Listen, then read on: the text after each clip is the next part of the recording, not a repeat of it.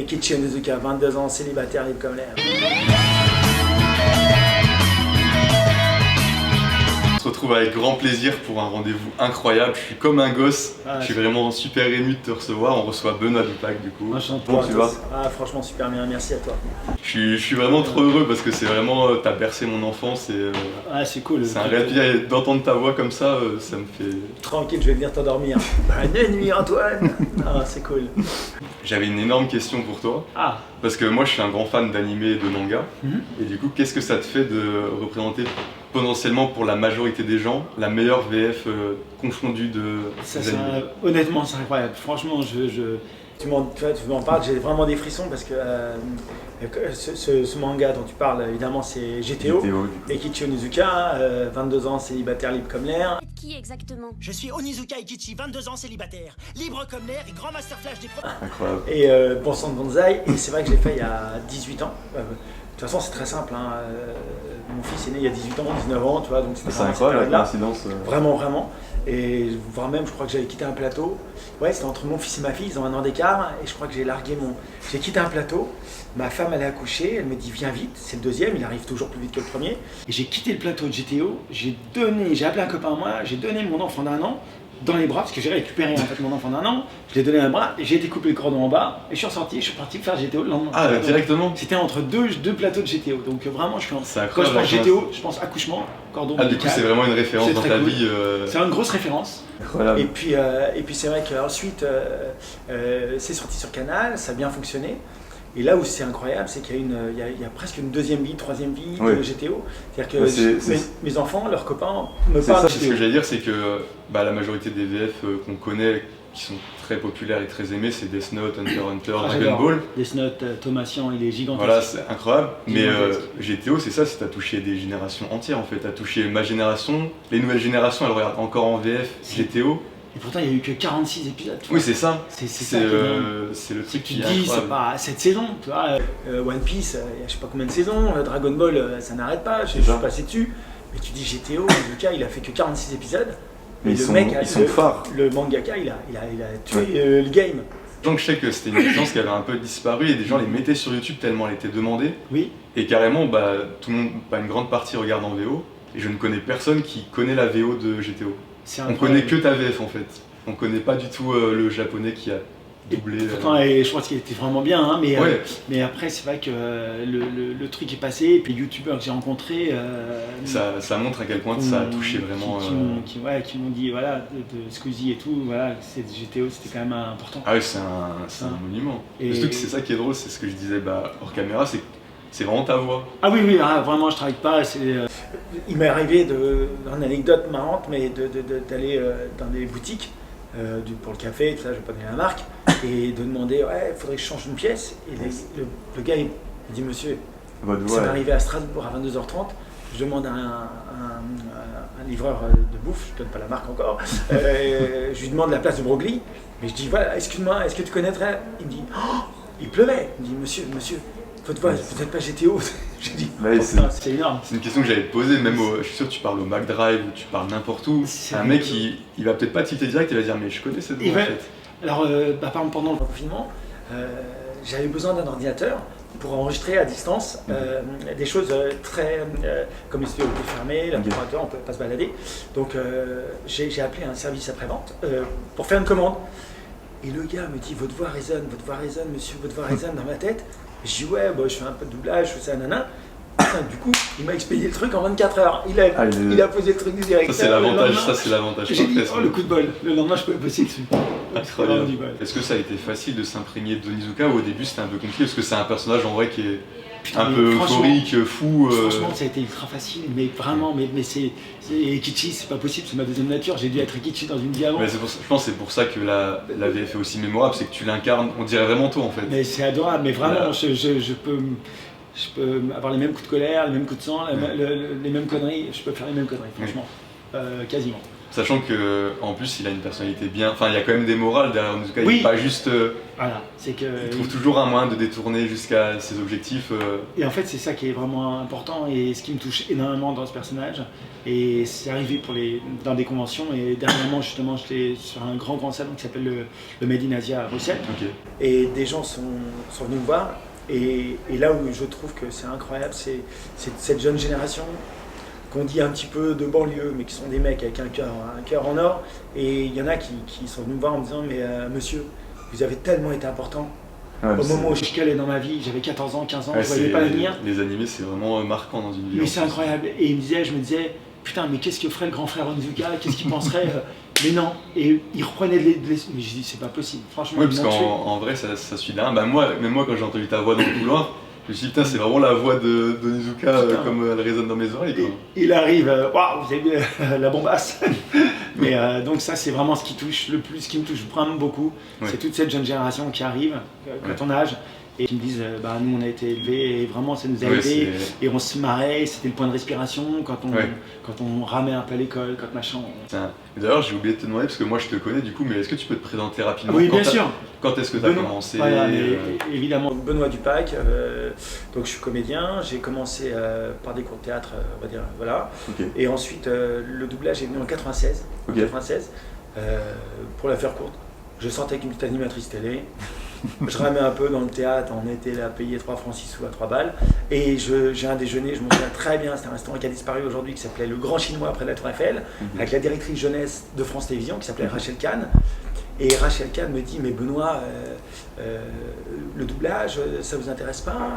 J'ai dit, si, j'ai assisté avec Pierre Attet, avec qui j'avais joué au théâtre, qui était la voix de Doc dans Back to the Future, Manix pour les plus anciens. Le lendemain, j'ai commencé à assister, à regarder. Et puis ensuite, je suis parti en Inde, 1 mois et demi avec un pote à moi, faire un stage d'Inde. Enfin, c'était pas pour un stage d'acteur, parce que pour apprendre à faire des marionnettes, franchement, j'avais rien à foutre. Mais je voulais me casser. On est parti à Delhi.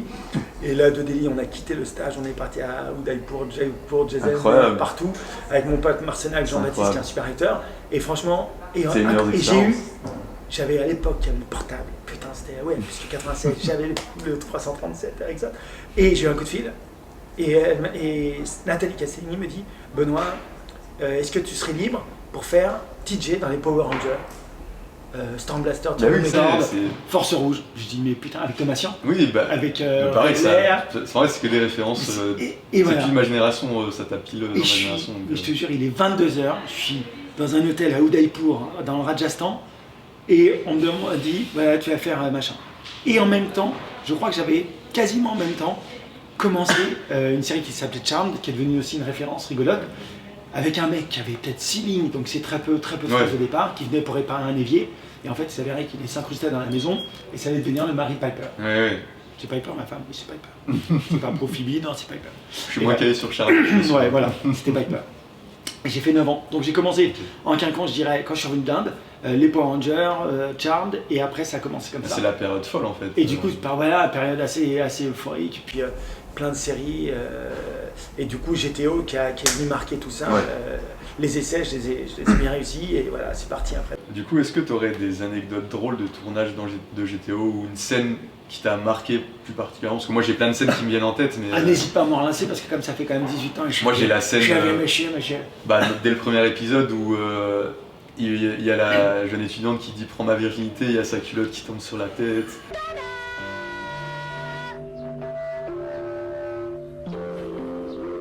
C'est une scène marquante. Pendant les conventions, on m'en sort avec Tomokon, avec Doraemon, machin et tout.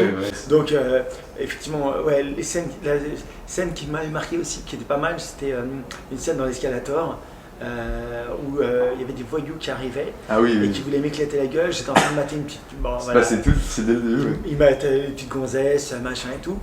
Et je me souviens que les mecs me prenaient la tête avec Onizuka et ils disaient genre je sais pas qui c'est que je vais plaindre davantage, si c'est moi machin ou si c'est ces connards de mecs que je vais éclater la gueule. Et la réalisation elle est géniale. Bon, j'ai une petite devinette. Qui va se faire éclater la tronche? 1. Le mateur de petites culottes, 2e Dan de karaté. 2. Les pauvres tâches qui ont vraiment pas de bol d'être tombées sur moi et qui essaient de me raqueter. Alors, les mecs et tout. Même les premiers voyous du lycée, quand il les met dans l'eau. C'est ça. Et il est suspend dans le Oui, c'est lui, il les suspend. C'est incroyable. Alors, les mecs, elle est pas trop froide, l'eau du parc Inokashira? Pitié, ne vous tuez pas, monsieur Onizuka! Enfin, même, il y a la scène des sushis, il y a la scène. Et puis le directeur aussi, Pistorio, qui était génial. Oui. Pierre-François Pistorio, avec sa Krista, sa voiture. C'est la rivalité phare de. Quel bonheur de posséder un tel bébé pour soi. Oh, minute papillon. Il faut que je prenne mes précautions. Il m'attend à serrer une l'asticot. Il me l'a déjà fait souffrir plus d'une fois, ma Cresta, détruite. Le virus Onizuka est toujours bien actif. Et puis Tomoko, c'est une actrice qui est géniale, qui s'appelle Christelle Reboul, qui elle cartonne. Elle avait fait un format court, genre Mes chers voisins, ou je sais pas comment ça s'appelait et tout. Et elle tourne, et elle est beaucoup au théâtre aussi. Et Christelle, c'est une super comédienne. Donc il y avait quand même une fraîcheur dans ce manga qui fait que la VF, elle était vraiment marrante, elle était rigolote. Et puis l'écriture, elle était quand même aussi très adaptée. Justement, c'était une de mes questions. C'est comment est-ce que le script était tout préparé ou des fois vous avez un peu d'improvisation? Parce que justement la VF, il y avait une totale liberté à l'époque que maintenant je pense que GTO, il y a la moitié des mots, des gros mots, des insultes qui seraient censurés. T'as raison. Est-ce que ça vous venait naturellement ou c'était vraiment dans le script? Alors franchement, c'était adapté superbement bien par William Corrin, je crois, qui était peut-être seul auteur ou en tout cas un des co-auteurs. Désolé si j'ai oublié le deuxième auteur. Et du coup, il avait vraiment adapté avec sa propre sensibilité, mais très libre. En fait, je crois qu'il était très libre. Canal avait vraiment donné cette case de liberté. Pour moi, c'est ça qui fait presque. Parce que quand on ose dire, vous avez vu la bombasse à 16 ans, elle a 2 buts de la Wehrmacht et un cœur rentré des bananes. Putain, aujourd'hui, ce serait taxé presque de pédophilie. 16 ans, on est en dessous de la minorité. Aujourd'hui, tous les sujets sont un peu touchy. Les insultes que sort Onizuka, la plupart, elles seraient incroyables. Cancel. Maintenant, à part South Park qui est complètement délirant, je vois pas de. Je fais Family Guy. Ah oui, Family Guy. Mon père est fan en plus. Ah bah voilà, je fais tous les petits rôles dedans, des petits jeunes. Super fan. Voilà, je fais le black, le serveur, voilà. Et parfois, c'est vraiment un trash grave. Tu vois, sur O.J. Simpson, ils ont fait des trucs abominables et tout. Donc, il y a encore Seth MacFarlane est encore politiquement incorrect, les Simpsons à fond. Mais c'est de plus en plus rare quand même. Mais sans le franc-parler d'Onizuka, je pense que ça aurait pas du tout été pareil. C'est ses dommage. insultes, c'est sa parole. C'est pour ça que si même il y avait une suite, putain, est-ce qu'il serait aussi libre? Mais sinon, c'est une question que j'avais, c'est. Imaginons là, parce qu'en vrai, GTO, je crois que c'est amené à la moitié du manga. Oui. Il n'y en a pas eu l'autre moitié, et même il y a eu des suites, il y a eu Paradise Lost. C'est ça. Alors en prison, Shonen 40 Days et tout. Est-ce que si on venait de chercher sur une suite de GTO, tu dirais l'ancienne version est beaucoup trop haute et le franc-parler? Non, alors moi je suis d'avis d'y aller, franchement, avec une bonne équipe, mais il faudrait vraiment une bonne équipe. C'est-à-dire que honnêtement, il faudrait presque leur équipe originelle. C'est-à-dire que l'auteur, il faut retrouver le même, et vraiment, il faudrait que le diffuseur ait toute liberté. C'est-à-dire que tu peux pas trahir GTO, c'est pas possible. En plus, c'est pas un mec raciste, c'est pas un mec pédophile, c'est un mec qui s'amuse des choses. Il faut vraiment avoir le deuxième degré. Oui, c'est ça. Si on n'enseigne pas aujourd'hui et qu'on n'enfonce pas le clou sur le deuxième degré, on va le perdre ce deuxième degré, et c'est ce qui est en train de se passer, et on va faire de la photo en fait, donc on se mouillera jamais, tu vois. Il y a déjà plein de VF qui se censurent un peu et tout, et ça casse tout le... Mais faut être vraiment à l'âge. Donc le doublage, pour l'instant on est encore libre sur plein de choses, mais il y a quand même des petites choses, et GTO, est-ce que GTO pourrait se faire aujourd'hui? Putain, rien n'est moins sûr. Ouais, c'est pour ça. Rien n'est moins sûr. En tout cas, tu serais chaud. Donc, chaud, je lance un avis à tous les studios de production français, ou même ADN, Crunchyroll. On y va, les gars. Allez-y, bien sûr. On fonce. Crunchyroll, évidemment. Est-ce que tu as une réplique d'Onizuka qui est vraiment. Il y en a une culte, franchement. Ekichi Onizuka a 22 ans, célibataire, libre comme l'air. Et vous avez vu la bombasse? À 16 ans, elle a déjà 2 oublis de la Wehrmacht, un cœur rentré des bananes. Waouh! Bon sang de bonsaï. Le ciel, putain, le ciel est d'un bleu. Pas la peine de paniquer, tout ça c'est du provisoire. Putain, le ciel il est d'un bleu. Et la loi antique du ninja dit, lâche-moi la grappe. Je suis un ninja anonyme. La loi antique des ninjas dit, lâche-moi la grappe. Je décroche. C'est incroyable de le voir en face. Parce que vraiment, moi je me tape GTO chaque année, je me le refais cool. En fait. C'est magnifique. Il est tellement touchant parce qu'il est ridicule. Enfin, il est tellement ridicule qu'il en est touchant. C'est pour ça que ses élèves l'aiment au final. Mais exactement. Nous, on a tous rêvé d'avoir un prof comme Onizuka. Mais ce qui est incroyable, c'est que aujourd'hui, je te jure, le nombre de gens que je rencontre qui sont devenus profs grâce à GTO. C'est incroyable. Mais ça, j'en reviens pas. Je te le dis, le week-end dernier, des gens qui venaient me voir, voilà monsieur, je voulais vous le dire, c'est grâce à vous que je suis devenu prof. Je suis dit, putain, mais c'est grâce à moi, grâce à Aikichi. Oui. Il me le dit, c'est trop mignon. Oui, parce qu'en fait, on t'assimile directement à Aikichi. Mais voilà, mais puisqu'il est archi normal, et je suis trop fier, et trop flatté, et trop heureux. Donc il n'y a aucun souci, les mecs continuent à m'appeler Aikichi, ou est-ce que vous voulez, Seiyu, j'ai trop aimé, machin. Mais que vous soyez devenu prof, parce que c'est extraordinaire d'avoir suscité des vocations. Un prof d'art plastique qui m'a dit, j'ai ma manière alors pas autant que j'étais haut, mais il dit bon, le bureau des profs fait un peu la gueule parce qu'il voit bien que j'ai une décontraction avec mes élèves. Mais je pense que c'est ça que les élèves aiment aussi. Hein. Mais enfin, c'est le magnifique. prof n'est pas avec eux, n'est pas drôle. Il faut bien rigoler aussi. Il faut bien rigoler, faire de la pédagogie. Et puis moi, je trouve ça fabuleux en tout cas d'avoir ces témoignages-là de gars qui sont devenus profs. J'adore. Mais t'as jamais sinon été dans des écoles Il faut que je fasse ça. Je te jure, incroyable. Mes enfants me l'ont dit en plus. Ils m'ont dit, mais papa, il faut que tu viennes. Et que j'aille, mais vraiment, honnêtement, contactez-moi les gars, les profs, les directeurs. À toutes les écoles, mais vraiment, des directeurs machin, de bahut, avec quand vous voyez des gars qui sont en train un peu de caler ou quoi, qui sont pas très très motivés, je vous jure, je donnerai un peu de temps pour parler avec vous et parler avec eux avec grand plaisir. Franchement. Si ma parole de grand frère, en tout cas, peut aider certains. C'est sûr que ta voix va résonner plus qu'une personne neutre. Et puis mon expérience de vie fait qu'en plus j'ai 3 enfants qui font des conneries aussi. Donc donc mon expérience de père peut parfois passer par à travers la voix de Kiichi Onizuka et peut-être toucher quelque chose. Un personnage Onizuka père. Le phaser Onizuka qui serait devenu père. Comment il agirait avec ses gamins? Papa, je vais casser la bagnole. Ah non. Attention, Aikichi va te dire non. Et même tout ce qu'il voudrait qu'il fasse pas, c'est ce qu'il fait en fait, tout ce qu'il a fait. Donc, il y a une phrase qui dit « L'expérience est une lanterne qu'on porte dans le dos et qui n'éclaire que le chemin parcouru ». Donc moi je peux dire ce que je veux à mes enfants, au bout d'un moment, va, vis et deviens. Oui, parce que essayer de... Tu sais, les enfants ils sont pas en sucre, ils sont machin, il arrivera à te faire des conneries. J'ai un petit mon grand qui vient de faire un accident de voiture, il va bien, Dieu merci. Mais ça fait partie de la vie. Alors on m'a dit tu l'as engueulé quand tu l'as vu, j'ai dit ouais je l'ai vachement engueulé, j'ai dit c'est un homme bras, je lui ai dit je l'aime comme un fou. Après les garde-fous il va se les mettre et il y aura un avant un après. Mais c'est pas parce que je vais dire attention, ce mot qu'on dit tout le temps. C'est ça qui va inciter plus. On prévient un petit peu, bien sûr, il faut prévenir, mais après il faut faire confiance à la vie. Et du coup, tout à l'heure on a parlé de PNL, mais du coup tu as écouté le son Onizuka? Bien sûr, on l'a fait écouter, c'est mon fils qui m'a fait écouter ça, il adore PNL. Je fais le tour de la ville, Onizuka, comme Yakuza, comme j'étais haut. Il pleut des balles à la météo. Mais alors franchement PNL, les mecs, vous avez abusé. Pourquoi vous abusez? Parce que j'ai pas réussi à vous toucher pour les 18 ans de mon fils. Ça, je le raconte quand même vite fait. 18 ans de mon fils, c'était en juin dernier. Jean Stan, c'est un super petit acteur. Il cartonne, il a fait des films au cinéma, des séries à la télé. Et franchement, pour ces 18 ans, je voulais juste une dédicace des mecs de PNL pour le fils des Kiichi Onizuka. Je sais qu'ils aimaient bien. Ça aurait été incroyable. Putain, tu peux croire que j'ai essayé de les approcher. Ils sont très durs. Il l'aurait fait avec plaisir. Mais oui, par son comptable, j'ai touché par plein de gens et tout. Mais on n'a jamais pu les toucher. Bon, pas grave, ça sera une Après, c'est vrai qu'ils font aucun feat, ils sont dans aucune interview, ils sont aucun média.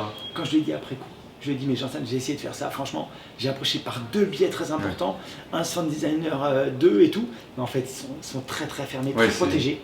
C'est ça. Et aucune promo. Parce qu'il l'aurait fait avec grand plaisir. Et c'est franchement de la même te rencontrer eux, je suis sûr que. Putain, sans déconner les mecs, merde. On lance un autre appel. Un autre appel, c'est un copain du PNL. Mais de toute façon, il y a des gens qui ont PNL dans leur entourage qui peuvent me regarder. On sait jamais, tu vois. Donc ça peut. Antoine, allez, on y va Urban. Attention, on fonce avec.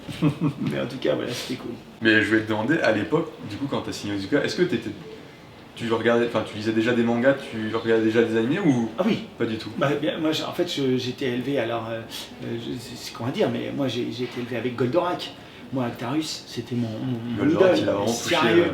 Et j'ai tapé, mais Goldorak, évidemment. Après, il y avait évidemment Candy, au pays de Candy, nanana. J'avais, il y avait plein d'animes qui fonctionnaient bien. Mais Goldorak, c'était énorme. Je dessinais tout le temps, mais tout le temps que je dessinais Goldorak, je dessinais Actarus, Alcor et tout.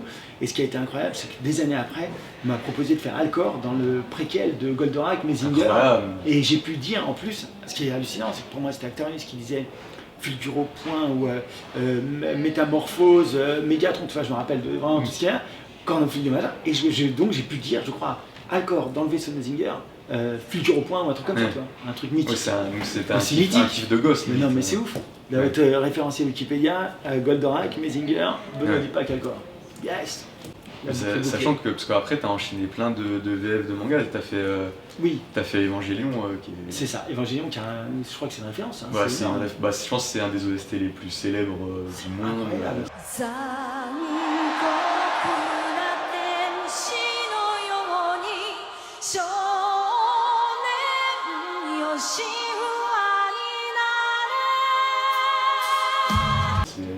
Et il continue, hein. Oui, sachant que ça continue, en plus, il y a des films qui sortent. C'est ça. C'est en permanence, parce que chaque fois on me rappelle pour faire le gars dans le qui s'appelle comment, je sais plus, mais qui est dans le vaisseau là, je sais plus comment il s'appelle, bon bref. Comment ça s'appelle, Aoba je crois. Aoba, exactement. Et du coup j'avais une question, je sais pas si on te l'a déjà posé, mais est-ce que Fujisawa t'as déjà contacté ou est-ce que t'as déjà eu un mot de sa part pour ton interprétation de Onizuka? Alors écoute, c'est incroyable ce que tu me dis parce que en fait je crois que j'ai failli le rencontrer il y a 2 ans avant la pandémie. Il devait venir, je crois, à Bruxelles pour le Made in Asia. Ça aurait été incroyable. Et puis c'était le 21 mars. Et ben, voilà, on sait que le jour de mon anniversaire, le 17 mars, merci de nous avoir confinés. C'est gentil, c'était pour mes 52 ans, merci beaucoup. Et donc, du coup, ça a été reporté. Et là, en fait, je crois qu'ils ne sont pas revenus parce qu'ils se méfiaient aussi, là, cette année, de la guerre en Ukraine. Les problèmes en Europe, la pandémie, ils sont très. Voilà, donc, puis c'est le seul pays fermé encore. Tu es d'accord, il est fermé encore. Oui, ça fait 2 ans qu'ils sont bouclés. La vache. Donc j'espère bien le rencontrer. Et je crois, mais alors, est-ce que c'est vrai ou pas, qu'il aurait dit que la VF était formidable, et il y aurait même des journalistes japonais qui auraient dit que la VF était vraiment incroyable. Voilà. Je suis sûr qu'il a eu des échos aussi. Ah mais alors voilà, j'ai eu des fans et des chats, j'ai lu des trucs où le gars disait que la VF était incroyable et tout. Donc ça m'étonne pas. Il a dû se marrer, il devait rien comprendre, mais il a dû dire putain lui il part en couille, et ça le fait. Est-ce qu'il y a une VF que tu aurais rêvé d'avoir dans ta carrière, que tu t'es dit merde, celle-là j'aurais vraiment voulu la faire? Un film, un anime, une série, n'importe. Un film, même, c'est une belle question ça.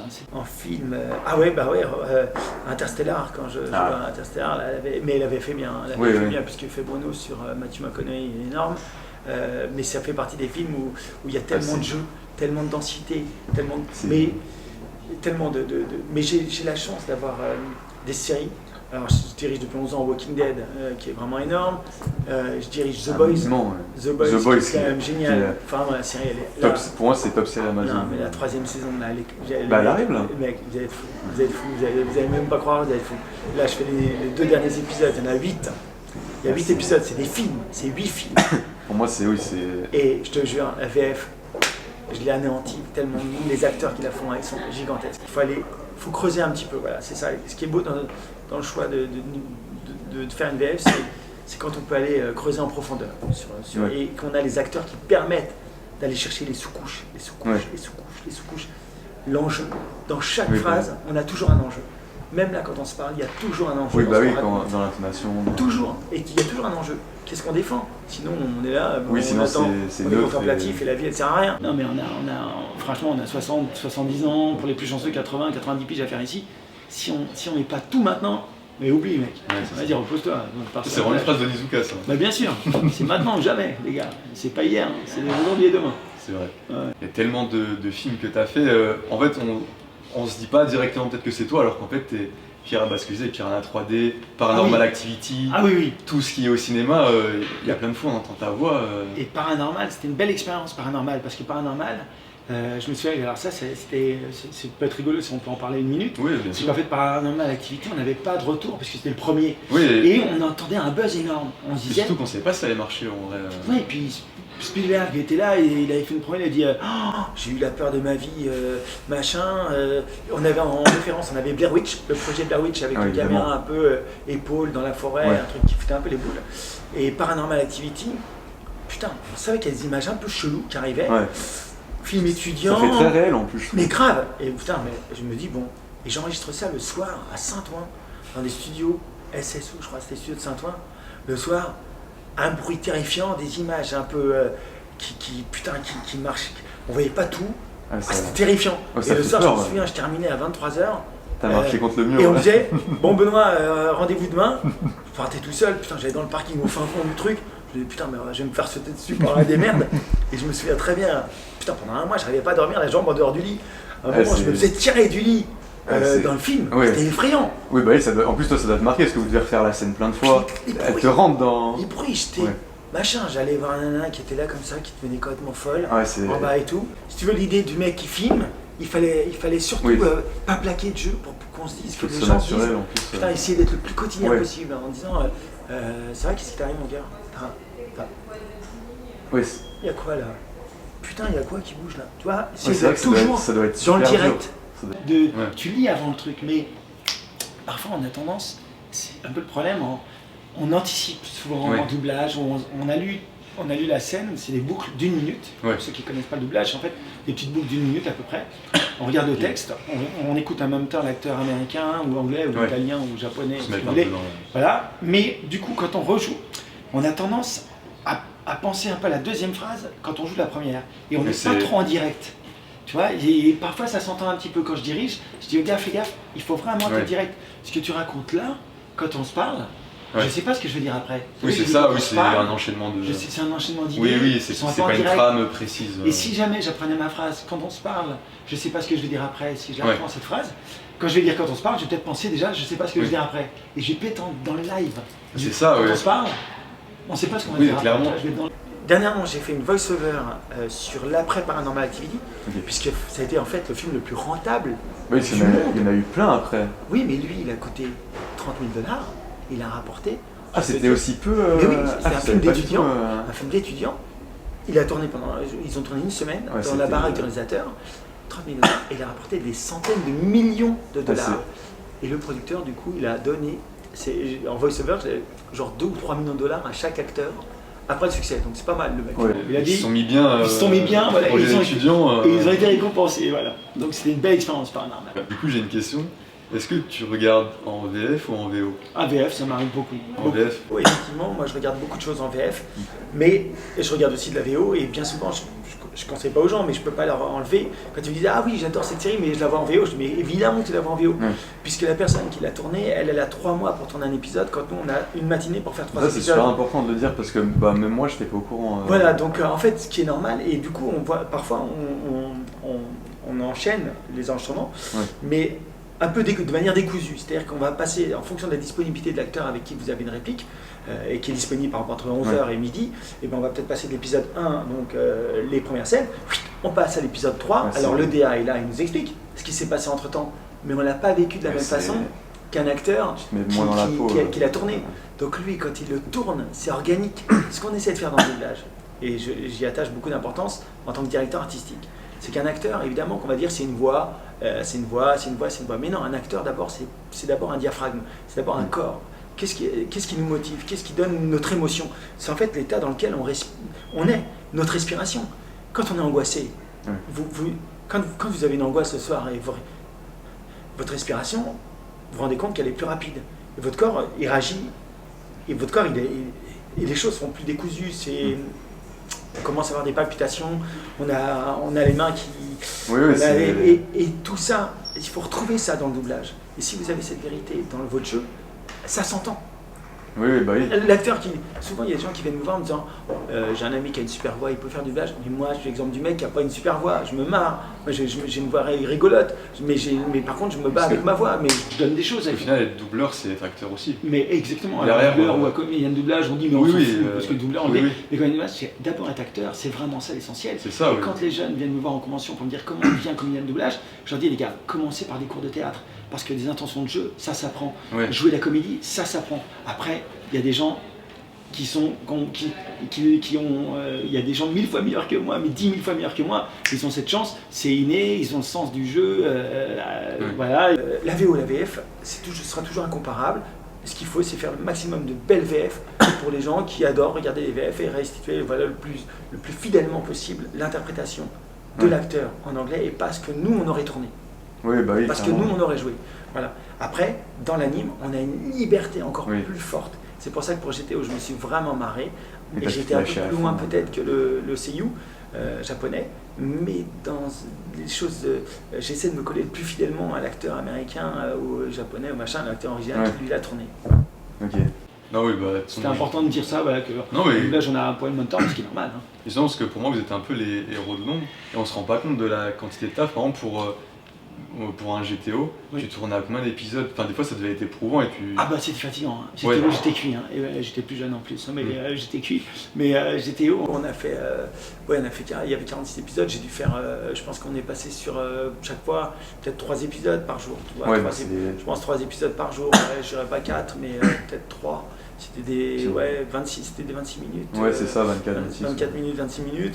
Je pense qu'on est passé sur 3, mais il fallait être en forme parce que la voix, en fait, il faut la tenir parce qu'il hurlait tout le temps. Surtout que lui, il part de tout et de rien. Il peut être triste d'un coup parce qu'il s'est pris un râteau et d'un coup il peut être... Et lui il part, mais grave, et il faut vraiment y aller. Et donc la voix, faut se ménager un peu, quoi. Voilà. Faut pas faire trop la fête le soir. Okay. Si tu abuses le soir, tu fais du manga le lendemain, je dis non. Tu fais Amour, gloire et beauté ou une connerie un peu soap, bon là je dis pas. Mais du coup, moi j'ai beaucoup parlé de GTO parce que je parle beaucoup de manga à l'animé, mais t'as fait une énorme VF qui est Glenn dans The Walking Dead. Ah, c'était une belle VF ça. Et justement, pour moi c'est la série, il y a eu GOT et il y a eu The Walking Dead avant, pour moi c'était la série la plus suivie. Je sais qu'on se réveillait le matin, on tweetait dessus dès l'épisode et tout.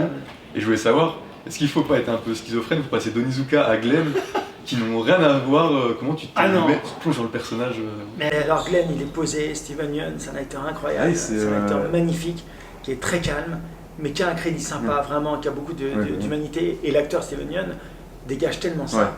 Et en fait, j'avais doublé juste, mais quasiment en 6 minutes, vraiment la même époque, dans Warehouse, avec une série, puis il débarquait sur Walking Dead, et en fait, il est plein d'amour, cet homme-là. Et ce qui est vrai, c'est qu'à la 7e saison, quand il y a eu le drame, on va pas spoiler, maintenant on est à la 11e saison, donc je pense que les gens savent un peu ce qui est arrivé à Glenn, le coup de batte de baseball, etc. Il y a beaucoup de gens qui ont décroché de la série, mais vraiment dans le monde, tellement ils adoraient ce personnage de Steven Yeun. Puis la scène, elle est marquante. Et la scène est quand même un peu abominable. Et alors une anecdote rigolote, si je peux me permettre, c'est que je suis ça se termine en fin de saison 7. Hein, où on a juste Negan qui... et il dit, on entend t'es costaud, hein, t'encaisses, t'es costaud. Qui a l'œil qui est... T'es costaud, nanana.